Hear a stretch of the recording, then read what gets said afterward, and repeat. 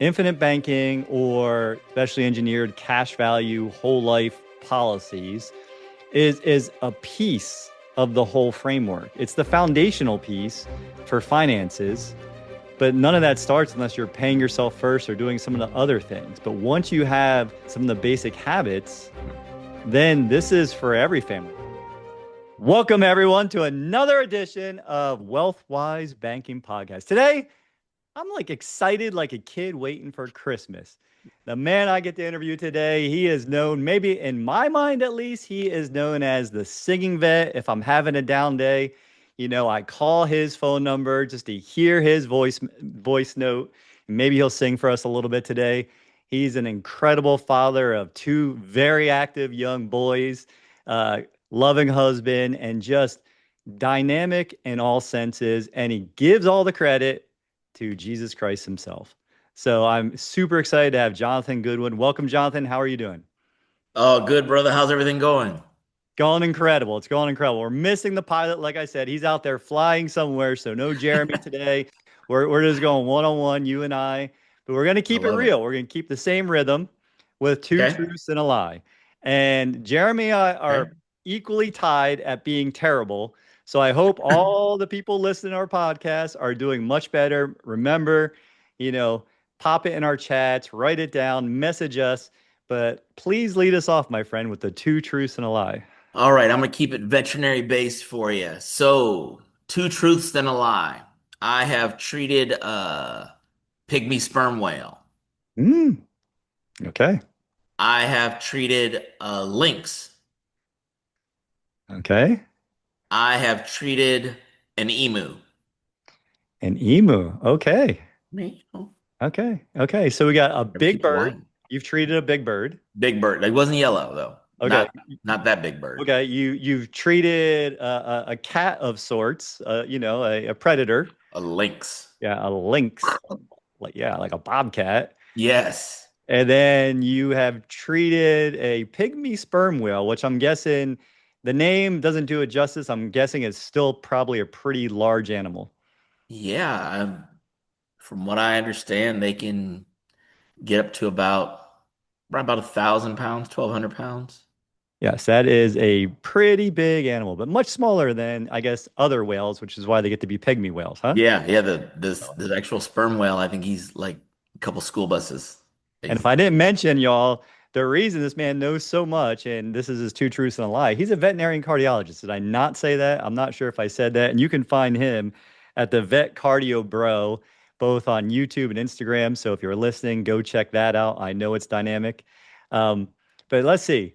Well, audience, I hope you got your answers. I'm gonna go that and you didn't give anything away. I was looking for like tells, energy. I'm gonna go that the lie was the emu. I don't know why I think that is. I'm gonna guess you've treated a whale, you treated a lynx, and you did not treat an emu. That's my guess. got it. Am I supposed to divulge or am I supposed to wait or I don't what the Well, rule is? I don't know if there's any rules. Well, it's usually Jeremy and I. We both get to guess, and then you divulge. So let Jeremy. Yeah, Jeremy, that's not the right answer. Okay, so you can you can tell. I did not treat a lynx. All I right. treated pygmy sperm whale, treated an emu. Um, do you know they kick like Jackie Chan? Let me tell you, you want to be ready. You want to be ready, huh? They kick hard. Yeah, you think they're bowing to acquiesce, and no, they're setting up for the That's a challenge. yeah, yeah. I have actually seen one of my highlights back in college working for uh, the bridge department, or not the bridge department, the county planning department was, or engineering office was seeing an ostrich do its warning dance. Yeah, Like they don't side to play. side to side, side to side. Like I didn't get to get Yeah, kicked or anything, but man, they yeah. look serious and they're not little. They're not little creatures. And they run fast. They can get about 40 miles an hour. You Yeah, got to yeah, go. they could go faster than I can on my bike. That's for sure. Exactly. That's not good. That's not So, good. so are you saying you also got kicked by the emu that you were treating? I thought they were No, supposed. I'm not that slow. I'm still quick. I'm still quick. I'm light and fast. But yeah, Yeah, that was my first comment, man. You're looking fit and trim since the first time we met a few years ago. So it's good to yeah, see you man. prepare Trying to yourself. be right. Trying Got to to do be, right. got to be right. And so we're here as always. Jonathan has been on this journey of banking, and we were just talking pre-show about how we carry on that legacy for generations to come. And so I am I'm so honored to have you on because people see this sign all the time behind me. They know what my mission is, right? Inspire, educate, transform 10 million fathers and their families to avoid financial slavery, live their legacy, and to make a Mm, positive impact in their communities. So we got the that's children, it. the families, and the communities. I mean, I'm talking everyone, Yes, sir. everyone. But the fun fact is I am not nearly as creative as my brother, my man that's on this. And I said, man, I need a name. I got a mission, and he came up with the name Founding Father. So he is literally 001 of this mission. So how's that feel, by the way? How's that hit you? Man, that's crazy. I don't know. I just thought it was two brothers talking, just trying to help out. I can't take credit for any kind of creativity. If the Lord gives it to me, I'll pass it on. Yeah, but you have a way with words, and that was I can tell you the exact moment where I was, what I was doing. I was getting ready to walk into a noon Taekwondo class, and you're just like, "Hey, man, it's Founding Fathers." I'm like, "Wow, that's it. That's it. That is what it is." So, I guess my first question, we'll start off super easy, but just how did you first learn about this concept, this process of infinite banking, and what was the journey like before we connected? So for me, my work schedule is a little bit different than most. I work pretty far from home, and I work kind of long hours, 4 days a week. So I kind of try to shove maybe an entire week into 4 weeks. Some people say I shove 2 weeks into 4 weeks or 4 days. So it's a lot of hours there, but there's a lot of driving time. And what I used to use listening to music and such, it just felt like I was wasting and not growing. Mm, So I started listening to different YouTube channels on different subjects and trying to educate myself. And then because the business was starting to do well, I wanted to get more financial education. So I had done things like the great courses. You can kind of go online and listen to these courses, these business courses and such.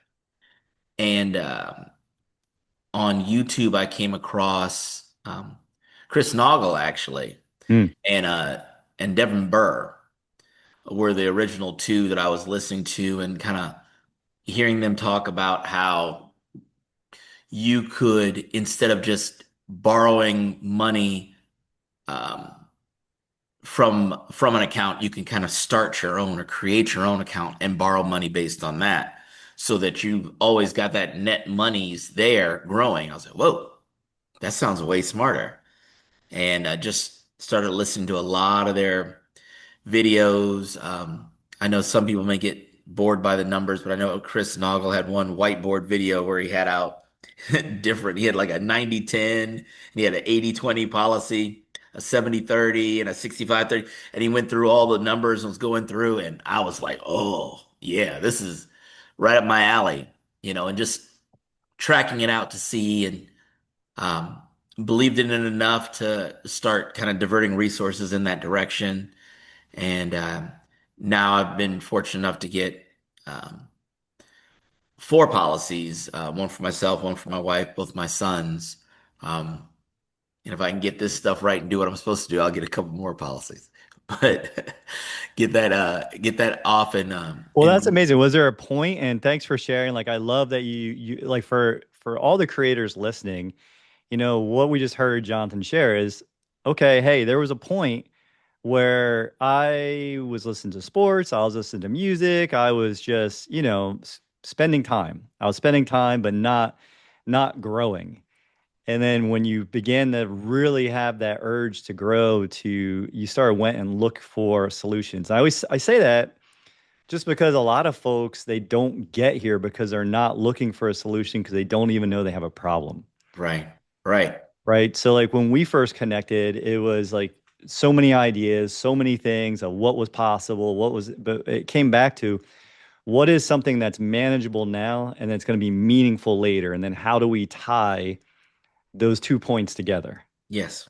And how do we tie those 2 points together? And so when we started the journey together to really set up that first policy, I mean, it was a pretty simple goal for you. You were looking to build an opportunity fund. That's what I remember, to start looking at it for business opportunities like you talked about. Now I Yes, can start to self-finance things. Can you kind of talk to us about how that has been for you since you started using the system sure. in the way that we set it up, and like what has maybe changed as well for you? Um, in terms of, I was able to start a business and finance the business with the policy. I try to stick with What things that I business know is a that? little bit. What'd you do? So, I started a business called Pulse Mobile Diagnostics, where basically for people who have trouble getting into the veterinary office, or their animals hate the car ride, or they've got multiple animals, or it's just hard to get into the vet during the hours without having to miss work. We have a mobile diagnostic lab that can go out to people's homes and perform Hmm. diagnostics needed, x-rays, blood work, blood pressure. They're not by any means replacing your family vet, but it's kind of like a mobile quest labs, just to get that information, and we can get it to your vet, or get it to you, or get it to the vet specialist that you're working with, to try to make it one step easier, because it's expensive and it's time consuming, and it's hard with people trying to do the right thing for all their family members, even the four-legged family members. But if you have to, miss a day of work to go into the vet, so you're spending money on a day that you're not making any money, it gets tough on people. Hmm. So we try to work around that and get out there at times that work more for people, so they're not having to miss opportunities to make opportunities. What an awesome solution to a pretty common problem that you have. And how did you use the power, leverage the policy, the power of using, the loan system?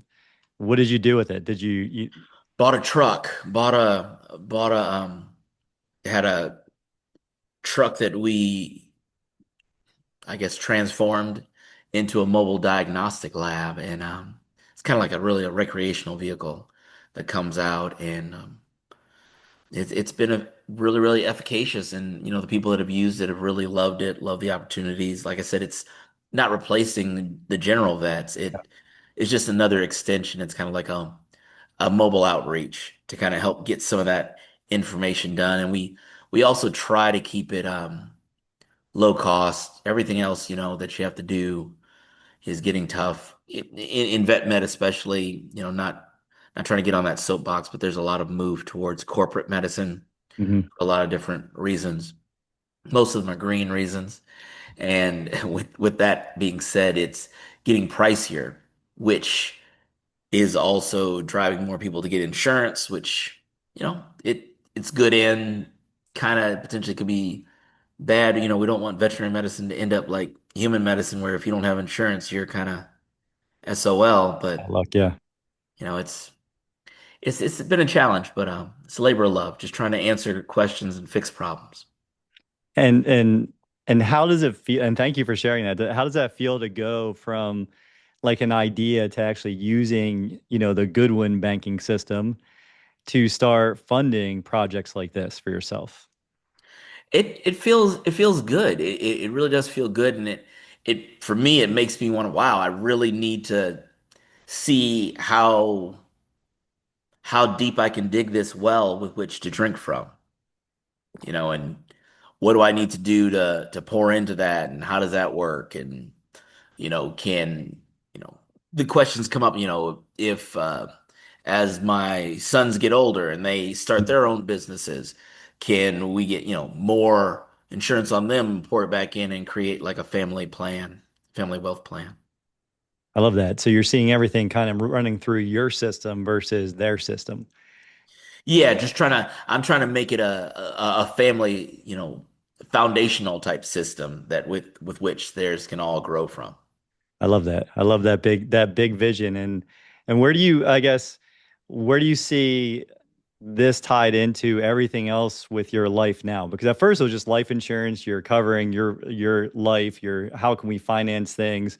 But as our conversations have evolved, as we've gotten to know each other better, what you're doing with your boys with hockey and other things, like hockey's not a travel hockey's probably not cheap. I don't know if Oh, my boys are brother, if I only would have known. I was like, you sure you guys don't want to do soccer? I'll buy you some shoes. I'll buy you some fancy kicks. But yeah, the hockey is a different beast. That thing is. And now there's two of them playing, and they just, you know, it's it's a challenge, you know. But it's a labor of love, and that's the thing, you know.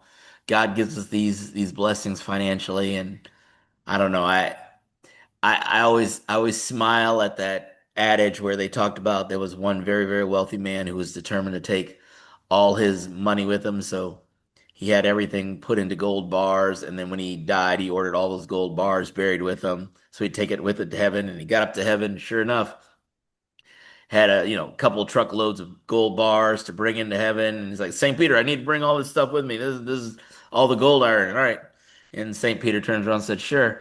Hey, we got another load of asphalt over here, because heaven's just, the ground is lined with gold. So, the stuff we value here is not of near the value there. So I never want to put too much weight on it to say, oh, I need to save it for this and that. I mean, it's there to be used. It's keys on a key ring. The more keys you have, the more doors you can open. So, Oh, I but now like that. some doors need to stay closed. So and I think that happens a lot in Hollywood. You get people or even in professional sports, people that get keys and they start opening doors they shouldn't have opened, and that's where you hear all these sad stories too. So, I mean, and it comes a lot of, I had like 10 thoughts there, but like the parable of the talents. mm, yes. That's come present 3 or 4 times in your shares in the last several minutes. Oh yeah. Oh yeah, yeah, yeah. If he gives you that talent and you just sit on it and you just waste it and you don't develop it, then it's really an offense to God. He's this ultimate creator and he gives you the ability to create. And you're like, it's okay, I'll wait.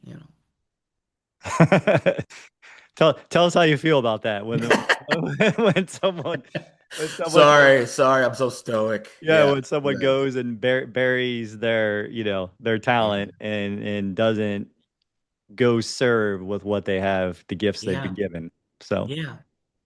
Yeah, really true. It's really, really, sad. It's, you know, just he gives us so much, and some people live a life of it'd be like being inheriting all of Elon Musk's fortunes, and you never go check and look in your bank account. You're like, so I live on the street and I'm poor, because it's all right there. You just got to connect up to the father, the original founding father. yeah, I love yes, the original founding father. Yeah. Yes, sir. Yes, the one, not the ones that are risking life, limb, and being drawn and quartered to write our The declaration, vote. Yes, right, to sir. the Constitution. But Yes. prior to this, we were talking about, like you said, we're not leaving like the cherry on top with the specially engineered whole life policy that's Yes. used for your banking system, because our financial needs are always going to outweigh our death benefit needs, our insurance needs. But when we're talking about building a system that grows with you, it grows over time. Yes. Prior to this call, we were connecting and just talking about, well, how do we teach our boys? Like, what are the systems and processes for them to learn the laws of wealth, to learn how to, say they need new skates, new equipment. Like maybe, they're earning money. I don't know what you have your sons doing, but now they're purchasing their equipment from their system and paying it back. Yeah. Right. That would be that would actually be a real smart way. To do it. We've been kind of doing more of a earning, and they have a pot with which they earn into, and we take from that to go and purchase. But it wouldn't be a bad idea at all to use the banking system. I'd have to look into that for them, but that would be really, really smart way to do it. Yeah, we have you. I love that because we're teaching our kids how to be adults, right? We're teaching Yes. them how to, and we're having conversations with our boys that maybe our parents didn't have with us. I know I can say I don't know about you, but I'm saying mine didn't. We Right. still to this Right. day No, they don't didn't. really talk about money, and that's been one of the big things with coming up with how do you have a family retreat? How do you talk about your values, your vision, your banking system? And I realized that that family retreat that we've had, as impactful as it's been for our family over the last couple of years, we're still missing that next generation. Hmm. Yeah, it's true. Very, very true. What we never talked about, you know, money in particular. Um, but I do remember one thing that my dad did, and actually just in talking to you, it kind of added another level to it. Although I grew up in Detroit, Michigan, he sent me to school in one of the wealthiest parts of Michigan. Mm, Like, so I kind of stuck out like a sore thumb. I was the kid from Detroit up there at this little fairly school that was kind of fairly well off with a lot of well off kids. And he always said he sent me there because he said, I want you to learn how they think. mm. I want you to learn how they think. And being young, I didn't know what he meant at first, what level, and I had some kind of okay, well maybe it's this and this. But as I get older, I just keep adding levels on. Oh, he wanted and this and this and this, and that's helped tremendously. What a cool leadership moment to share. That was incredible. And so, what I mean that one I could tell it wasn't easy, right? Being the outsider, coming in and plugging in. But I know you're like superstar athlete, correct? Right? Like at least in We did my mind, okay. like I see you, brother. I know you play college sports, right? You play college lacrosse. Did you play anything else in college as well, or? Man, I was gonna go, the funny thing was I was gonna go out, I was gonna be on the football team at Cornell. I went to Cornell for undergrad, so I was gonna be on their football team, and then I was going to also try out for their actual lacrosse team, which who actually just won the national championships this year. So they've always been really good. It would have been a question if I would have made that one. I would have given my best. The football team I would have definitely made, but my mom limited all that. She's like, I want you to just focus on school. I was like, but this will help me focus. But you got to respect what mom says. I just did intramurals and we just won like, all 4 years in All of intramurals them, and all of stuff. them, all of Yeah, them. but yeah, it was fun. That's awesome. But my thought back to the thinking, right? Because it is all about how we think. It's what we can imagine for ourselves. And that's always I've been fascinated since I met you at your level of thinking. So I guess maybe talk a little bit more to the audience about the creativity, the thinking, the way that you've seen it shift over the years for you. Um, I guess it's just for me, God continues to just open my eyes to different things, and then as I see them, I try to move forward. I've never really been a guy who's had any kind of aspirations to, I want to be a billionaire or a trillion. It's never been about that. I did always say I want to be able to be in a spot where I'm making enough money where my wife does not have to work, Mm. so that we could homeschool and, just make sure we're having the greater time with instilling values in our children than other sources. And we've been fortunate to do that. Um, Other than that, I kind of laugh because I listen to a lot of entrepreneurial talks, and I think one of the funny things is just the way God made me. He made me into more of a problem solver. When I see a problem, I try to come up with a solution to kind of aid with it. And what's funny is that if you listen to a lot of entrepreneurial talks, they say, don't pick a business, find a problem and solve that problem. And Mm. so, literally, me trying to solve problems just naturally kind of fits in with that entrepreneurial world. And so, most of the things that I've done have been aimed at addressing problems, and because they address problems, they've been able to be of financial benefit as well. That's it. I mean, the size of the problems, like you said, you're basically doing 2 weeks and 4 days. and somehow you're getting the tree, pygmy sperm whales. How did that happen, by the way? How did how did that happen? I'm sure someone else wants to know why you had to see a sperm whale. That was actually kind of a crazy one. So literally it was a day. Oh man, this is back a bit. So this is probably actually I want to say it was probably 2008 or 2009. And the reason why I say that is because in 2008 when the whole housing bubble popped, Mm-hmm. Yeah. I started working that's when I first started working at this one veterinary hospital. And although that's one of the busiest hospitals I've worked at that time in 2008, it kind of had some lulls. And on one of these days that there was a lull, we got a call from the Brigantine Marine Mammal Rescue Center down in Brigantine, New Jersey. And I was working in New Jersey, and they said, "Hey, is it possible you could come down here and see this pygmy sperm whale that we have that's, ill? There's been some reports that they have heart disease." And being the local cardiologist, I was like, "Yeah, sure. I'll go out there and see a pygmy sperm whale." And saw this one because it had beached. This one was probably maybe about 150 pounds, so it was a baby, and we echoed it, and it looked pretty good. So I think that one had pneumonia. And then I want to say it was the next week they had another one that beached, and we went down there, and I think that one was about 400 pounds, and still, heart looked good on both of them. So, That's you know, good to know they had good hearts, right? It's good that you got to yeah, check them out, yeah, make sure man, their hearts were good, and rule that out, and then they can just naturally heal if it was just pneumonia or whatnot, right? right. Get them the fluids and things they need. Yeah, that it was pretty fun. But that started off kind of crazy. I was like, whoa, I So gotta keep next, a so list now. next time you do two truths and a lie, maybe it's hey, I saved the life of two pygmy sperm whales.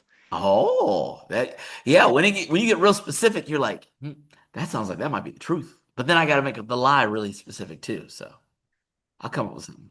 Yeah, yeah. So they were all good. They're all good. It was all fun. I see you getting attacked by. I know they're probably out, but the links I still see you getting attacked by, even though you didn't treat it. So Uh, oh yeah, I was worried for you for a moment. But we going back to the thinking and the legacy and the entrepreneurial mindset. I mean, that's Zig Ziglar, right? Like if you solve enough people's problems, you'll get more than you can imagine. You'll get right. And so what you're doing with how you're creating your life, the intentionality, and what you're doing with your wife and your boys. I love that. I mean, our roles as fathers, protect, provide, procreate, like the three P's. And so the fact that you understand the importance of, and you just feel it, like I think America's missing that to a degree. And I know this might be controversial, but I think America's missing yeah, the polarity of the masculine and feminine energy yeah, in the home yes, when we all have to be producers because producing is a masculine thing. I mean, women are better than us, so don't ever hear me saying that they're not yeah, as capable, more capable. I'm like, heck, they create life. I mean, they can do everything, right, right? right, And but from the home perspective, like the boys need to see both sides. Like dad's out there being creative, creating business, taking chances and growing, and then mom's creating teaching the values and really helping flow those values into both boys, and then they get the sportsmanship and the team. And so I maybe talk a little bit more about why that decision, because that's something new for Patty and I as well. We're sending Connor to a place where they're teaching him how to think versus what to think. good, And we base the whole decision on that. Like put yeah, him from a really good Catholic school and put him in this school. So like, oh, let's nurture him for who he is yeah, versus what the system wants him to be. yeah, yeah. It's kind of crazy. There's just a lot going on out there that you know. I think what's happened is people have tried to put a hierarchical level as opposed to a Knights of the Round Table level. And when I say that, King Arthur and Lancelot and all of them sat at a round table, nobody was elevated they all had different jobs. And so societally, it seems like they try to make it like they talk about this toxic masculinity or this and that. And anything can be toxic. Sugar can be toxic. Tastes great, but it can be horrible for you. So it's all going to be about using and staying within certain lanes, right? As a father, your job is, like you said, protect and provide, and it's not to say moms can't do that, and moms nurture and moms help develop, and not to say moms can't do that, or dads can't do that, but especially with boys, I mean, I'll tell you from my own knowledge, they'll see them, and my wife's so good at taking care of them, getting them everything they need, and probably more than that, that I will sometimes see them get a little whiny, but man, but you know, and I see him and I look over and I was like, do I need to get you a little ballerina tutu with all this whining that's going on? Now, not to say ballerinas aren't tough, but they were not acting tough at that moment. And they snap out of it, because it's just one of those things where if you have too much nurturing empathy, it tends to create a generation of very entitled, very thinking, I deserve it all. And then yet at the same time, you don't want somebody who's berating, beating you down. Although that can make you stronger, it can kind of crush you a little bit internally. So you're trying to build both sides and you need that balance. Yes. And so where a lot of people are trying to say, oh, they're trying to bring everything into this. I think of it like Jesus said about the last town and the last church in Revelations. You're not hot or cold. So I'm gonna spit you, Sardis. I'll spit you out of my mouth, right? You got to be your hot or be your cold, be your thing. Do your part, give what you can, and know that there are others that can add in and balance it out. But yeah, just one big amorphous blob of I don't know what it is. That doesn't really well help anybody. No, no, I love that story about how you framed all of that too, because it keeps it really simple. Like all what I don't know if you're listening and you're in that small percentage of people looking to think differently, looking to understand the journey of infinite banking and why it is something that you control, why it's something that you have complete sovereignty over. Like that's what I love about it. Because for decades, money was the scariest thing in my life. Yeah. And I Yeah. really thought I could just show up first, leave last, work hard, be humble, be polite, be liked. Yeah. And like as I get older, I'm like, man, I need to go back to that, that football player that was lighting people up, that person that could really take the aggression to a high level and then Yes. pull it right back down. Because Yes. you need to be able to like to be a human, you have to have all of the emotions and be able to live as God intended us to feel all the things, to do all the things. So the more like vanilla, even though vanilla is really Yeah. good, like the more vanilla that the world's becoming, the more that we're like, oh, we should have it now. We want it now. We want everything's instant. It's an instant, like Yeah. we were talking this morning when I was cycling, I was talking about how, basically retail is done. Like retail is a thing of the past. Like going shopping for 3 hours to try to pick out something. Like who's doing that? Nobody. Nobody. Nobody. And so when it comes to finances, nobody is really taking the time to think. We all want someone else to do it. And Yeah. so like why we're together and on the same path together and why are such a blessing to everything we're doing is because one man said, "Hey, you this is the most profitable business in the history of the world and you can control it." Yeah. And that is banking. You said it, brother. I mean, you said it's and you think about this, and I think about your founding fathers, and a lot of society tries to take away the importance of fathers, but there was and I'm not into watching this at all, but they were talking about one of these, I don't know, famous serial killers, and he went around and, took kids. He didn't care what color they were, this and this, and all this kind of stuff. And they asked him, and, him being sick enough, he was just telling people honestly, there was no problem. He said, "Oh yeah, I would look to see if I would look to see if they had a weak father.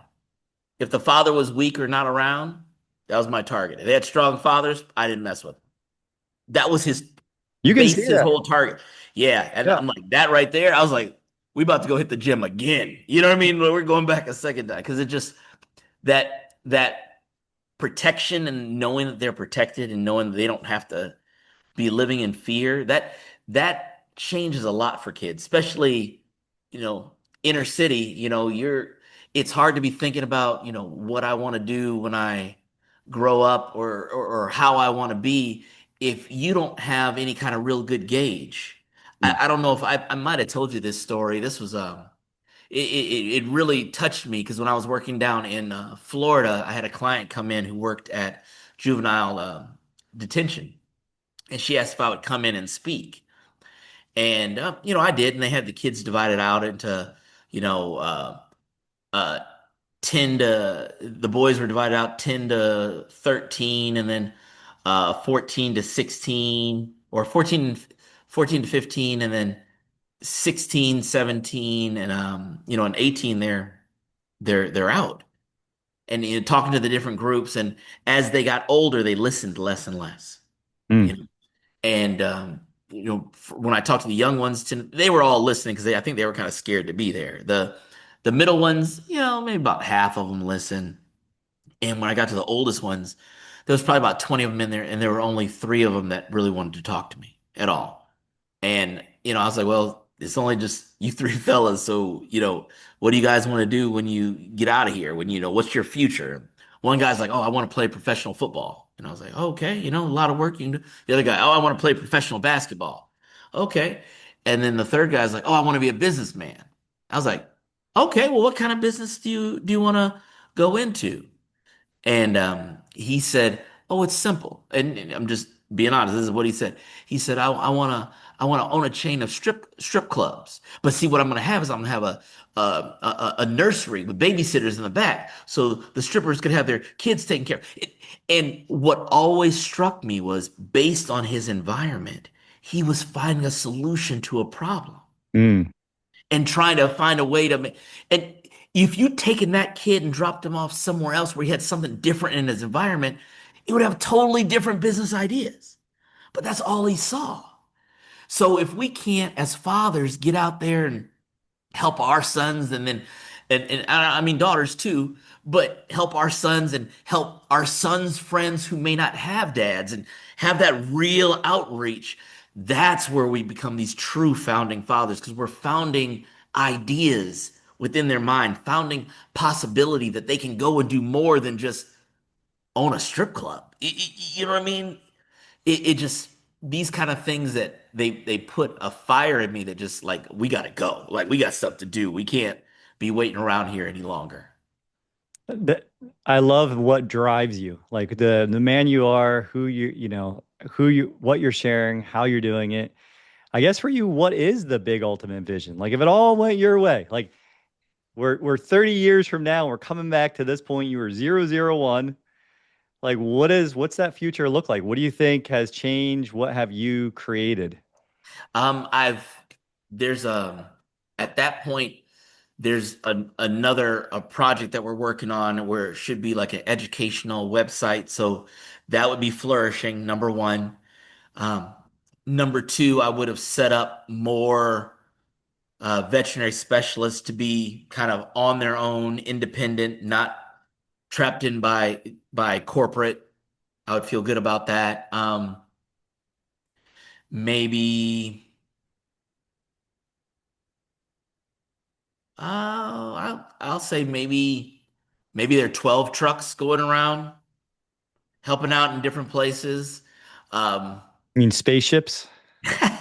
yeah, hover vehicles, yeah. Self-driven vehicles. The biggest ripoff from Back to the Future. How do we not have hoverboards already, right? I mean, Anyhow, but keep going, keep going. you Sorry. know what I mean? But yeah, you got it. You got it. I mean, just, those would be, especially that educational website, and helping out the other veterinary specialists to go and be their own business. And as they're their own business, I help them out. And actually, you and I, you haven't even got to talk about this part as much, but I'm putting together. was kind of funny because I know we had talked about the family meeting and the family team. Um, I'm putting together a team of these people that are like-minded when they're trying to go and grow. And I'll say, okay, now that you've got this established, things you want to consider about, cash value life insurance, all these kind of things. And so I have this group and I have a, tax advisor and this and that. And so everybody gets put back into that circle so they have access to getting more and more knowledge if they, truly want to go that way. That's an incredible, incredible vision. And I didn't hear anything about you enjoying what you're enjoying at that point. It was all about what you've built, what value you've added, what problems you've solved. So that says a ton. Oh What do man. you want for you? Like, what do you Oh enjoy man, doing at I'll that get mine point? in heaven. I'll get mine in heaven. That's all right. I'm just the journey. I enjoy the journey. I enjoy seeing things come to fruition. I enjoy achieving goals. Like if I set them, hitting those marks. So that's what I really, really enjoy. I don't have to have a, you know, trophy ceremony or, a plaque, or I don't need a bust made of me. I know what my face looks like. You know what I mean? That's what gets me. If I can get those things done, and then at the end, God says, "Well done, my good and faithful servant," then I'm all right. That's all I need. That's incredible. We're gonna get an oil painting of you somewhere for your home, for the That's gonna be a future, lot of oil. the future generations. Is there any, and thank you for sharing your heart, your story, your wisdom, your faith with the audience. And we started WealthWise, Jeremy and I started WealthWise to really be a beacon for families, to be a beacon of truth, of light, of talking about the things that people aren't talking about, but we need to, whether it's money, whether it's politics, whether it's religion. But it's called WealthWise Banking and not like the Infinite Banking podcast, because infinite banking, or like you said, specially engineered cash value, whole life policies, is a piece of the whole framework. It's the foundational piece for finances, but none of that starts unless you're paying yourself first or doing some of the other things. But once you have, like you said, some of the basic habits, then this is for every family. That's literally what I thought when I read Nelson's book, and I don't think I've ever not held it up. But, Yeah. when I've read this, and I thought, man, this tells you the rules of the game. And it also tells you how you're going to mess up as a human if you don't notice what your behavior is. Yes. Right. And so I'm like, Yes. this has to be by every Bible in my mind. Like this is, like this should be right next to it. Now I've had other people read and say, hey, I don't like how it's, against the system and against this. I don't think it's against anything. No, he just tells you how to play the game. I don't know. I didn't read it. I heard it on audiobook because I'm driving all the time. But the What? guy that whose voice it was, I mean, I don't think it wasn't Nelson Nash, but it was such like a grandfatherly tone that it was said with. I was like, man, this thing, he really did it well. It's worth the listen, even if you've read it, just because of how well he read it. Okay, you have to get it and read it. You got to go read the actual book too. I mean, it's got giant font for anyone who hasn't read. It's like 85, it's like 18 point font Oh, I on love it. 91 pages. But for you, what maybe impart some wisdom to the listeners? Like, what would you tell them about your journey, or any, words of wisdom that you'd want to pass on to anyone listening to you and to this? Just get started. Don't wait. Get started. If you have to do a small one first, you know, do small and then gradually add in and go and see if you can get more, add more. And I'd say, start today, start yesterday. Don't wait.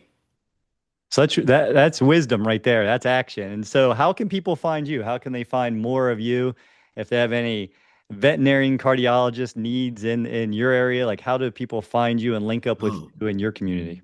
man. We're kind of a small community. There are not very many veterinary cardiologists out there. There's about 430 of us in the US.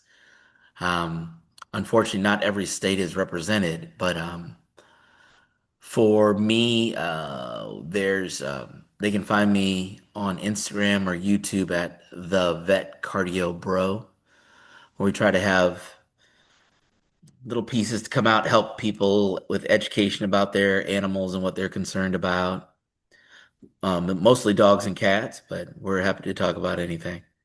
Um, Other than that, I kind of right now I'm working in a few different places. We have offices in New York, Connecticut, New Jersey, Pennsylvania, Tennessee, and Georgia. So, Awesome, man. So your mission, your vision is expanding. You are definitely not burying that talent in the yard and waiting for God comes back. You're expanding it. So as everyone knows, I mean, as we wrap up here, it's such a blessing to have you here, man. I'm so enjoy this. I'm looking forward to the future conversations, yes, sir. see what that's looked like, what the growth has, trajectory has been, what other wisdom you have, how you can share more. So thank you for sharing with us today. Anytime, my friend. Happy to And as everyone knows, you're already in banking. You're just not the banker yet. help. True. All right, everyone. Be blessed. Thank you for being here. We'll see you in the next one. Thanks for joining us on WealthWise Banking. If today's episode inspired you, please subscribe, leave a review, and give us a like. It's a simple way to help others discover these empowering strategies and join our community. Together, we're building a network of people who believe financial freedom is within everyone's reach. Remember, financial independence is about making every dollar work for you, one step at a time.